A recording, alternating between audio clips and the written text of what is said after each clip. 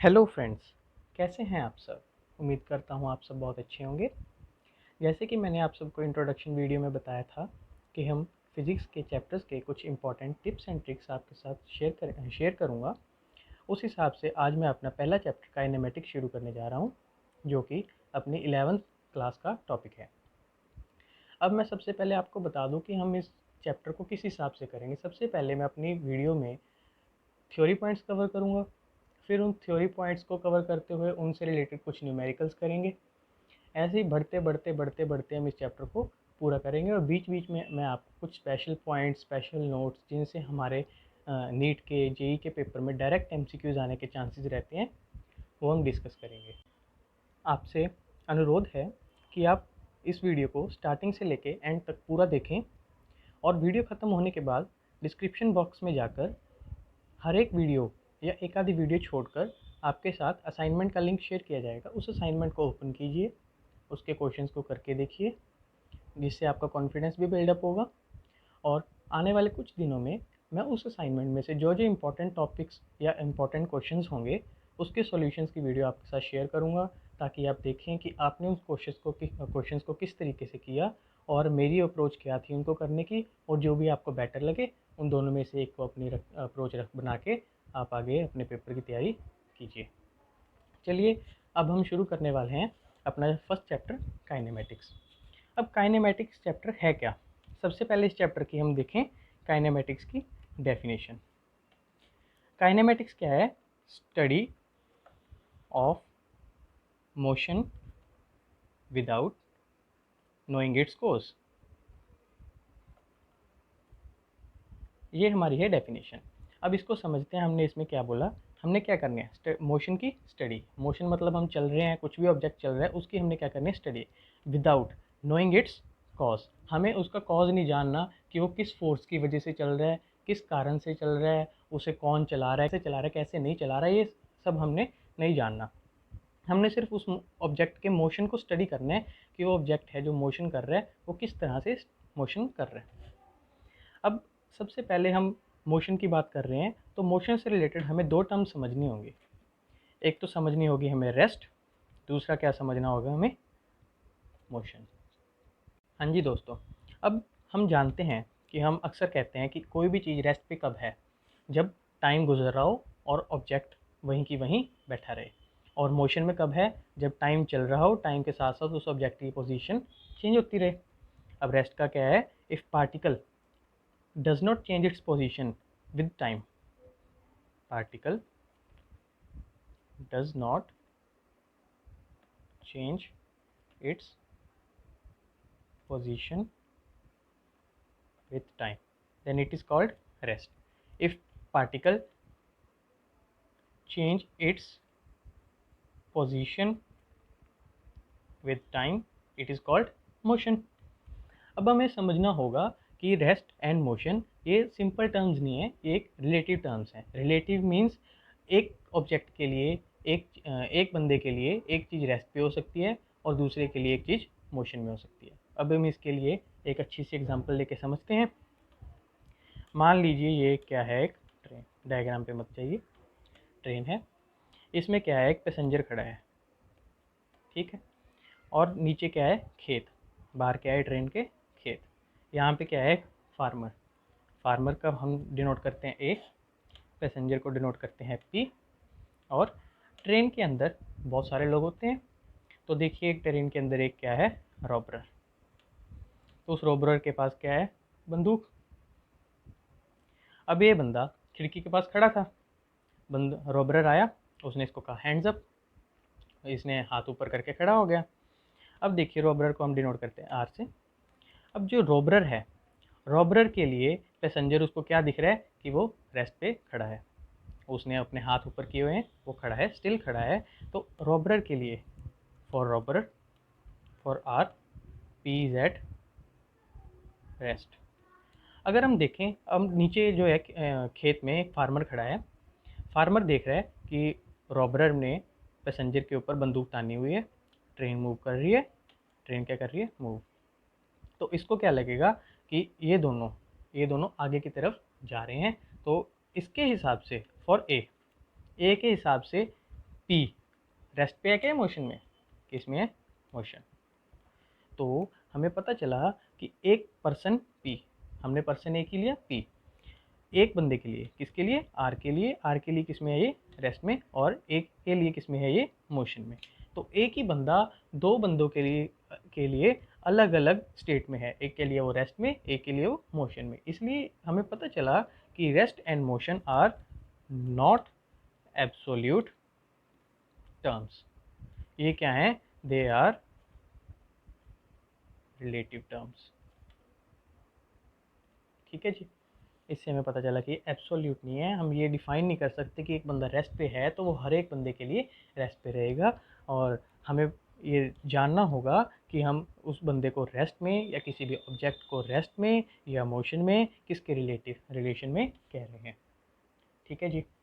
अब रिलेशन की बात आई, किसके रिलेशन में। ठीक है जी। अब रिलेशन, ये दूसरा रिलेशन नहीं, हम यहाँ पे समझ रहे हैं रिलेशन को। हम समझने के लिए क्या चीज़ समझेंगे, frame of reference. Frame of reference, ठीक है जी। फ्रेम ऑफ रेफरेंस देखेंगे हम। अब फ्रेम ऑफ रेफरेंस क्या होता है, पहले हम रेफरेंस जिसके रिस्पेक्ट में किसी भी चीज़ की पोजीशन डिस्क्राइब की जाए उसको बोलते हैं हम फ्रेम ऑफ रेफरेंस। अब जैसे ऊपर वाली एग्जांपल पे देखते हैं हम, हमने इसमें फ्रेम ऑफ रेफरेंस, हमारे पास हमने दो फ्रेम ऑफ रेफरेंस लिए। सबसे पहला फ्रेम ऑफ रेफरेंस क्या लिया हमने, R. R means inside the train. ठीक है, आर के रिस्पेक्ट में जो पैसेंजर पी था वो किस में था, रेस्ट में। ठीक है जी। दूसरा फ्रेम ऑफ रेफरेंस हमारे पास क्या था, ए, उसके रिस्पेक्ट में जो पैसेंजर पी था वो क्या था, मोशन में। ठीक है जी। तो ये होता है हमारे पास फ्रेम ऑफ रेफरेंस। तो अब हमारे पास हमने क्या किया, रेस्ट को देख लिया, मोशन को देख लिया, इनको डिस्क्राइब कर लिया कि ये एब्सोल्यूट टर्म नहीं है, ये रिलेटिव टर्म्स हैं। फ्रेम ऑफ रेफरेंस देख लिया कि किसके रिस्पेक्ट में हम किस चीज़ को डिस्क्राइब करते हैं। अब हम देखते हैं कि हमारा जो मोशन है वो कितने टाइप का है। क्या देखना है हमने, टाइप्स ऑफ मोशन। ठीक है जी। अब मोशन हमारे पास कितने टाइप के, तीन टाइप का, 1D motion, 2D motion and 3D motion. तो अब हम एक एक करके हर टाइप के मोशन को समझते हैं। 1D मोशन क्या होता है, सिर्फ एक ही डायरेक्शन में कोई ऑब्जेक्ट चल रहा है, कोई भी चीज़ चल रही है, उसके मोशन को जब डिस्क्राइब करते हैं तो हम क्या कहते हैं, 1D motion means motion of a body along a straight line, means along straight line he in one direction. चाहे वो डायरेक्शन हम ले सकते हैं कि एक्स, हम देखते हैं कि हमारे पास जनरली क्या होते हैं, एक्स, वाई और जेड। हम तीन कोऑर्डिनेट्स लेते हैं ना, चाहे वो एक्स कोऑर्डिनेट में जाए, चाहे वाई में जाए, चाहे जेड में जाए, या तो उसको बोलते हैं हम वन डी मोशन। तो इसकी एग्जांपल क्या हो सकती है हमारे पास, जैसे एक रेलवे ट्रैक है, उसके ऊपर क्या चल रही है, ट्रेन। तो ट्रेन का motion along on a railway track is 1D motion, क्योंकि वो सीधी एक ही लाइन में चलती जा रही है। 2D मोशन, 2D मोशन क्या होता है, motion in plane. Plane means हमने देखा एक्स, वाई और जेड, हमारे पास तीन एक्सिस होती हैं। ठीक है जी। तो तीन एक्सिस में मतलब वो प्लेन में चले, मीन्स दो एक्सिस को साथ लेके चले, X Y plane, Y Z plane और जेड एक्स प्लेन। ठीक है जी। तो इसकी एग्जांपल हम देखें, जैसे कि हम आगे पढ़ेंगे प्रोजेक्टाइल। प्रोजेक्टाइल क्या होती है, इस तरह से थिंकिंग है, इस तरह से ऑब्जेक्ट का मोशन जो होगा उसको प्रोजेक्टाइल बोलेंगे। और एग्जांपल क्या हो सकती है, सर्कुलर मोशन। ठीक है जी। अब 3D, 3D मीन्स स्पेस, तीनों डायरेक्शन को कवर करता हुआ चले, मतलब जैसे ऐसे उड़ रहा है, इसमें एक्स डायरेक्शन भी इन्वॉल्व है, वाई डायरेक्शन भी इन्वॉल्व है, जेड डायरेक्शन भी, मतलब इस तरह से। ठीक है जी। तो इसमें जैसे हमने ऐसे उड़ाया, उड़ने वाली क्या चीज़ हो सकती है, बर्ड्स, एरोप्लेन्स। ठीक है, इसमें तीनों डायरेक्शंस इन्वॉल्व करें उसको बोलेंगे हम 3D मोशन। हाँ जी। अब हम बात करने वाले हैं कुछ बेसिक डेफिनेशंस के बारे में। हमने सबसे पहले दो चीज़ों के बारे में जानना है, डिस्टेंस और सेकंड है डिस्प्लेसमेंट। दोस्तों अब मैं साथ साथ सारा लिखूंगा नहीं क्योंकि टाइम बहुत लगता है, तो आप प्लीज़ वीडियो को पॉज कीजिए और लिखिए, साथ में नोट्स बनाइए। सबसे पहले हम देखते हैं डिस्टेंस क्या होता है। डिस्टेंस होता है length of the actual path travelled by the body in given time length of actual path, मतलब अगर यहाँ से लेके यहाँ तक जाने में जितना उसने डिस्टेंस, जितना उसने लेंथ कवर की, उसको बोलेंगे डिस्टेंस ए से बी में। एक्चुअल पाथ मीन जितना वो चला, ठीक है जी। अब मान लो यहाँ से यहाँ गया और यहाँ से यहाँ आया, तो उसका डिस्टेंस क्या हुआ, A B plus B C. मान लीजिए ये 5 मीटर है, ये 3 मीटर है, तो टोटल डिस्टेंस कितना हो, 5 प्लस 3 इज इक्वल्स टू 8, ठीक है जी। अब डिस्प्लेसमेंट क्या होता है, डिस्प्लेसमेंट होता है वेक्टर ड्रॉन। क्या है ये, वेक्टर क्वांटिटी। सबसे पहले ये क्या है, vector quantity. Vector drawn from initial position to final position, initial से फाइनल पोजीशन तक जो वेक्टर ड्रॉ किया हमने, उसको बोलते हैं हम डिस्प्लेसमेंट। तो आसान शब्दों में समझें, डिस्प्लेसमेंट क्या है, शॉर्टेस्ट डिस्टेंस। क्या है, shortest distance between initial and final position, ये क्या है हमारा डिस्प्लेसमेंट। अब इसी एग्जांपल से समझते हैं कि एक बंदा ए से चला बी पर जाके सी पे वापस आया, तो हमने देखा था कि डिस्टेंस जितना एक्चुअल पाथ उसने कवर किया था वो क्या था, 5 प्लस 3 इज इक्वल्स टू 8, ठीक है जी। अब डिस्प्लेसमेंट देखनी है, डिस्प्लेसमेंट क्या है, वेक्टर इनिशियल से फाइनल। इनिशियल कौन सी है, ये पोजीशन, फाइन इनिशियल है ये, फाइनल है C position. Initial is A, final is C position. Then यहाँ से लेके यहाँ तक, ये सारा एक ही लाइन में हमने अलग करके वैसे लिखे हैं। तो यहाँ से लेके यहाँ तक का जो वेक्टर ड्रॉन है उसको क्या बोलते हैं हम, डिस्प्लेसमेंट। तो डिस्प्लेसमेंट हमने देखा कि इसकी कितनी होगी, शॉर्टेस्ट लेंथ भी बोला हमने, शॉर्टेस्ट डिस्टेंस, तो वो कितना होगा, 5 तो इस तरफ था, 3 वो वापस आ गया, तो बचा कितना ये, तो डिस्प्लेसमेंट में कितनी हुई दोस्तों, 2 मीटर। तो अब हम डिस्टेंस और डिस्प्लेसमेंट के कुछ जो डिफरेंसेस हैं वो पढ़ते हैं। सबसे पहला डिफरेंस क्या है कि जो डिस्टेंस है वो है स्केलर क्वांटिटी, और जो डिस्प्लेसमेंट है वो क्या है, वेक्टर क्वांटिटी, ठीक है जी। आप जानते हैं कि स्केलर और वेक्टर का डिफरेंस आप बेसिक सा है वो जानते ही हैं कि स्केलर का सिर्फ क्या होता है, मैग्नीट्यूड, वेक्टर का क्या होता है, मैग्नीट्यूड के साथ एक डायरेक्शन, इनिशियल से फाइनल तक, आई से फाइनल तक, ठीक है। अब सेकंड डिफरेंस इनका क्या है, जो डिस्टेंस है वो पाथ पे डिपेंड करता है। फिर से हम वही एग्जांपल ले रहे हैं, ए से बी से सी तक गया, तो इसमें पाथ पे डिपेंड किया, यहाँ से ऐसे आया तो टोटल डिस्टेंस हुआ, डिस्प्लेसमेंट पाथ पे डिपेंड नहीं करते। इसके लिए हम एक और अच्छी सी एग्जांपल लेते हैं, ए पॉइंट है, ये बी पॉइंट है, ऑब्जेक्ट ए से बी तक गया, ठीक है जी। ए से बी तक जाने के उसके कितने ही तरीके हो सकते हैं, सीधा गया, ऐसे गया, या फिर इस तरह से वो गोल गोल घूम घूम के यहाँ तक आ गया, ठीक है जी। अब हर केस में डिस्टेंस क्या होगा, एक्चुअल पाथ कवर्ड, अगर पहला केस ये माने, दूसरा ये, तीसरा ये, इसमें डिस्टेंस ये होगा, दूसरे में डिस्टेंस ये होगा, तीसरे में डिस्टेंस ये पूरा पाथ होगा, ठीक है जी। और लास्ट में अगर हम देखें डिस्प्लेसमेंट, वो क्या है, इनिशियल से फाइनल तक का शॉर्टेस्ट डिस्टेंस, तो वो क्या होगा, सिर्फ इतना। तो जैसे मर्जी जाए, डिस्प्लेसमेंट तीनों केस में इसकी क्या रहनी है, सेम।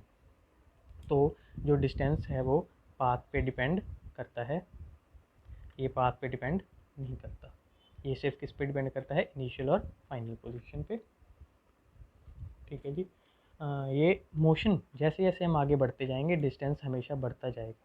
अब जैसे देखें कि वो इस तरह आगे गया तो डिस्टेंस है, इस तरह गोल गोल घूम के गया, टेढ़ा मेढ़ा होके गया, या मान लीजिए वो पहले आगे गया फिर वो घूम के वापस आता है, तो जितना भी मोशन किया डिस्टेंस हमेशा बढ़ता ही जाएगा। डिस्प्लेसमेंट देखिए, वो आगे जाके वापस आ रहा है तो डिस्प्लेसमेंट इतनी ही रह रही है, वो मोशन के साथ बढ़ नहीं रही। तो ये मोशन के साथ हमेशा बढ़ता है, ये मोशन के साथ बढ़े ये ज़रूरी नहीं है, ये डिक्रीज़ भी कर सकता है और ये इंक्रीज़ भी कर सकता है और डिक्रीज़ भी कर सकता है। चौथा पॉइंट देखें हम, ये हमेशा पॉजिटिव रहता है, क्योंकि जितना भी हम डिस्टेंस चलेंगे वो नेगेटिव हो ही नहीं सकता। हम 5 मीटर आगे के 3 मीटर पीछे है, ये आगे जुड़ेगा ही जुड़ेगा, मतलब हमने टोटल 5 प्लस 3 8 मीटर चले। अब ये जो है ये नेगेटिव क्यों हो सकता है, क्योंकि ये क्या है, एक वेक्टर क्वांटिटी, ये can be negative, can be vector होने के कारण। अब मान लीजिए ये ए से बी और सी पॉइंट हमने मान लिया यहाँ पे, ए बी और सी, वो ए से बी तक जाता है फिर वापस सी पे आता है, तो हम मान रहे हैं कि ये डायरेक्शन क्या है, पॉजिटिव। तो इस डायरेक्शन, अब उसका देखो फाइनल वेक्टर क्या हुआ, इनिशियल पोजीशन ये थी, फाइनल पोजीशन ये है, तो उसका फाइनल वेक्टर ये रहा। तो अगर ये डायरेक्शन पॉजिटिव है दोस्तों, तो ये डायरेक्शन क्या होगी, नेगेटिव। तो इस हिसाब से हम देखें, वेक्टर के हिसाब से हम देखें तो ये नेगेटिव हो सकता है। अगला डिफरेंस है हमारे पास, अगर दो फिक्स्ड पॉइंट्स हैं, अगर हमारे पास दो फिक्स पॉइंट्स हैं, उनके बीच में डिस्टेंस की इनफाइनाइट वैल्यूज़ हो सकती हैं, डिस्प्लेसमेंट की यूनिक वैल्यू ही होगी। अब देखिए, दो फिक्स पॉइंट्स हैं ए और बी। ए और बी के बीच में डिस्टेंस कवर करने के लिए हम ऐसे ऐसे ऐसे जितने मर्जी पाथ बना लें तो इसकी इनफाइनाइट वैल्यूज़ हो सकती हैं डिस्टेंस की, और डिस्प्लेसमेंट हमें पता है ए से बी सिर्फ इतनी ही रहनी है, तो इसकी क्या होगी, एक यूनिक वैल्यू। अब आखिरी पॉइंट हम देख रहे हैं कि जो अगर अगर हमारे पास केस आता है कि डिस्टेंस क्या है, ज़ीरो, और दूसरा है displacement is equals to zero. अगर डिस्टेंस ज़ीरो है तो हम डेफिनेटली समझ लेंगे कि ऑब्जेक्ट किस पे है, रेस्ट पे। अगर डिस्प्लेसमेंट ज़ीरो है तो क्या हम समझ लेंगे कि ऑब्जेक्ट रेस्ट पे है, नहीं। ऑब्जेक्ट रेस्ट पे मे बी एट रेस्ट, और क्या हो सकता है अगर रेस्ट पे नहीं है, और हो सकता है कि ए, बी और सी, ठीक है जी, वो गया इस तरफ पहले, फिर इस तरफ, फिर यहाँ पहुँच गया। अगर हम देखें, हमने t is equal to zero पे शुरू किया और t is equal to T पे हमने देखा, हमें पता चला t is equal to T पे कि वो a पोजीशन पे ही है, तो क्या हम देखें ज़ीरो से लेके t टाइम के बीच उसकी डिस्प्लेसमेंट कितनी हुई, initial position a, final position a, तो डिस्प्लेसमेंट इज इक्वल टू उसकी ज़ीरो। तो क्या हो सकता है, अगर डिस्प्लेसमेंट ज़ीरो हो या तो क्या हो, रेस्ट पे चला ही ना हो, या अगर डिस्प्लेसमेंट ज़ीरो है तो क्या हो, अपने ओरिजिन से पास कर रहा है, इस तरफ जा रहा है, मान लीजिए दोबारा इस तरफ जा रहा है तो भी क्या होगी, उसकी डिस्प्लेसमेंट ज़ीरो। जहाँ सर्कुलर मोशन है, मान लीजिए यहाँ से चला, इस तरह चलता गया, अगर यहाँ पे वापस आता तो क्या होगी, उसकी डिस्प्लेसमेंट ज़ीरो। तो ये हमारे कुछ डिफरेंसेस थे डिस्टेंस और डिस्प्लेसमेंट के बारे में। तो हाँ दोस्तों, आज की वीडियो का हम आखिरी टॉपिक करने जा रहे हैं, relation between distance and displacement. अब हम देखें कि एक मूविंग ऑब्जेक्ट है, क्या है, एक मूविंग ऑब्जेक्ट, उसके लिए क्या आता है, रिलेशन होता है डिस्टेंस ऑलवेज ग्रेटर देन और इक्वल टू डिस्प्लेसमेंट। ये आपको याद रखना है, इस पे डायरेक्ट नीट के पेपर में डायरेक्ट एमसीक्यू बन के आ सकता है। वो आपको चार ऑप्शंस देगा या कोई वैल्यूज़ दे के पूछ लेगा कि ये डिस्टेंस है और ये डिस्प्लेसमेंट में कौन सी चार ऑप्शंस हो सकती हैं, इस तरह से आता है। अब ये हमारे पास क्यों आया, क्योंकि हमने जैसे यहाँ पे देखा था कि दो पॉइंट्स के बीच डिस्टेंस क्या है, इनफाइनाइट वैल्यू हो सकती हैं और डिस्प्लेसमेंट की सिर्फ यूनिक वैल्यू होती है। अगर डिस्टेंस पाथ ये रखता है वो पार्टिकल, अगर पार्टिकल ए से बी के बीच में पाथ ये रखता है तो डिस्टेंस और डिस्प्लेसमेंट क्या हुए, सेम। तो इस केस में case number one, D distance is equals to displacement. अब मान लीजिए वो पाथ क्या कर लेता है, ऐसा वाला, ये हो गया केस नंबर टू।